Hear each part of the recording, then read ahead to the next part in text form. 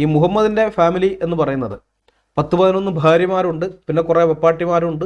അതുകൂടാതെ മുഹമ്മദിന് അടിമകളുണ്ടായിരുന്നു. പിന്നെ ഈ ഭാര്യമാർക്കാണെങ്കിൽ അടിമ സ്ത്രീകളുണ്ടായിരുന്നു, അവരുടെ വീട്ടുജോലിയൊക്കെ എടുക്കാൻ വേണ്ടിയിട്ട്.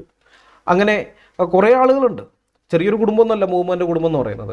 ഇവരുടെയൊക്കെ ഒരു വർഷത്തെ ചെലവ് കഴിച്ച്, ഒരു വർഷത്തെ ചെലവിന് ഈ പൈസ തികയുന്നുണ്ട്. ഇവരുടെ ബനു നദീർക്കാരിൽ നിന്ന് പിടിച്ചെടുത്ത തോട്ടത്തിൽ നിന്നുള്ള ആ ഉൽപ്പന്നം വിറ്റ് കിട്ടുന്ന പണം കൊണ്ട് ഇവരുടെയൊക്കെ ചെലവും, അത് കഴിഞ്ഞ് പിന്നെ കുതിരകളും ഒട്ടകങ്ങളും ആയുധങ്ങളും യുദ്ധായുധങ്ങൾ ഇതൊക്കെ വാങ്ങാനും പറ്റിയിരുന്നു പറയുമ്പോൾ ആ തോട്ടത്തിൽ നിന്ന് കിട്ടിയിരുന്ന വരവ്, അതിൻ്റെ ആ പണം എത്രയായിരുന്നു, വരുമാനം എത്രയായിരുന്നു നമുക്ക് ഊഹിക്കാൻ കഴിയും. ബനു നളീറിലെ യഹൂദന്മാർ കഷ്ടപ്പെട്ട് അധ്വാനിച്ച് ഉണ്ടാക്കിയെടുത്ത ഈന്തപ്പനത്തോട്ടമാണത്.